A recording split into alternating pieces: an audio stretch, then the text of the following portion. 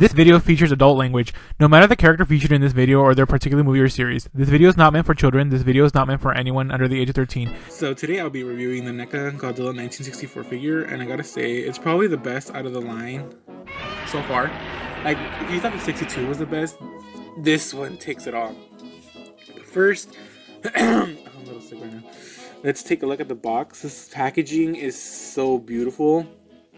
Like, it's just so beautiful. I don't know what else to use. You have the poster from the movie. I thought they were going to use the poster that had the 64 suit instead of the 62 suit, but that didn't happen.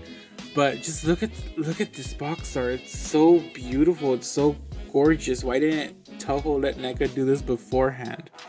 And they have pictures of the prototype. I don't know if they did adjustments to the head or not. Like, it looks, I don't know. Maybe just a paint job. I really don't know. But this box is just so freaking fantastic. Like, it's a fucking masterpiece. I like this packaging more than the Godzilla vs. Kong packaging. But then I really do like Mothra. I like Mothra more than Kong. So I don't know. But this packaging is so beautiful. You have to see it in person to appreciate it. The pictures, the promotional images do this box justice, but seeing it in person is just like, hallelujah. But okay, this is my favorite part of the package. You see the Mothra larva. Just look at that. They're so ugly. They look like pieces of shit. That's what my sister says. She's like, Mothra larva looks like poop. And then you have the adult Mothra on top. I like how you can, like, I don't know if you guys can see, but there is like, it looks like an old, hold on. And they also have that Mothra egg back there with the beach with their people surrounding it. Yeah, people surrounding it at the bottom, you can see them. But I don't know if it's picking up on the camera, but in person, it's kind of like an old, the way these look like, they look HD, right?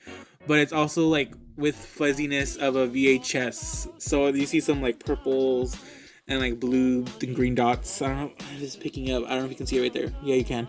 So it looks like an old VHS tape. It looks pretty cool. And then you have the Godzilla promotional image right there. So now let's get on to the figure.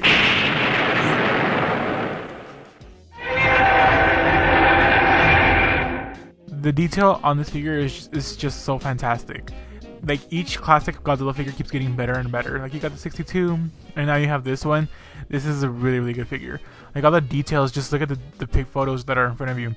The little scale keloid scars, there's details inside of those. It's not just a little, like, bump. There's bumps inside that bump. It looks really, really nice. And then the feet look exactly like the suit. I was watching the movie the other day, you know, just because, and I was observing the suit because I was like, okay, is it like the figure accurate? It pretty much is accurate, you know, in my opinion. And it just looks really, really good. Like, even the hands look really good. They're really nice and sharp. They have nice paint applications on them, and the dorsal plates I think are the best feature of them. It's not just they're painted like one line, it's like they're dry brushed on the edges to make it look natural, which I really do like that type. The way they painted it looks really, really good. And then the tail has a lot of paint on it too, like a lot of dry brushing. It looks really, really nice. The little tiny dorsal plates also have paint all the way to the tip of the tail. It looks really, really good. Now onto the face. I personally do think this is accurate. Now, if it's the same face that we saw in the Comic-Con review, I don't know. I do think there were like a little bit of tweaks, especially to like his Godzilla's eyebrows. The paint job on the eyebrows could be better. They should be like a more brownish color instead of the blue-gray color that they went with. It still looks good overall.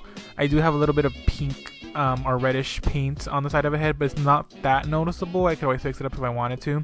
But the paint job on the teeth look really, really good, and the mouth, the red looks really, really poppin'. It looks very vibrant. And then I don't know, like, to me the face looks like the 64, not the 65. But then again, we don't know if they tweaked the face up a little bit from the prototype that we saw at San Diego Comic-Con. Now, as for articulation, it has pretty much the basics that the NECA's all figures are known for now. And yeah, so let's get started. So the mouth opens and closes. The head is on a ball joint. It goes that much down and that far up. The neck is also on a ball joint. It's a little bit stiff, but you can always fix it with a hairdryer. There's a waist swivel. It goes a little bit up and a little bit back, and it goes 360. And then what's next? What am I doing? I don't know. I'm doing a voiceover right now. And then you got the legs. They're very, very stiff, so I recommend you put a lot of heat there in order to rotate them.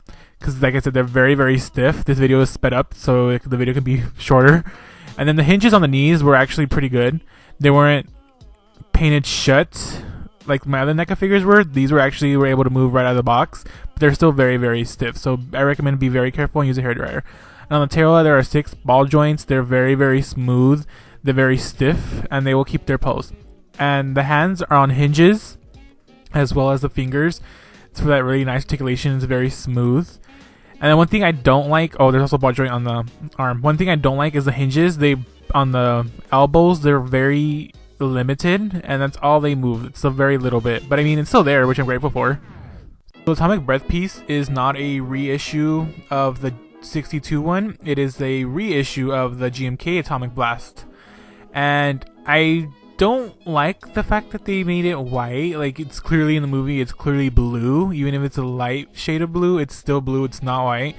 And I don't know if they forgot to mold a part to put the effect piece in the mouth, or I don't know, but there's no port inside his mouth. It's just you put it in the mouth, pretty much you just shove it in there and it stays in there.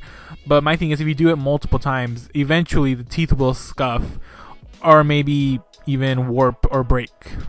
I don't know. I'm not gonna put it. No.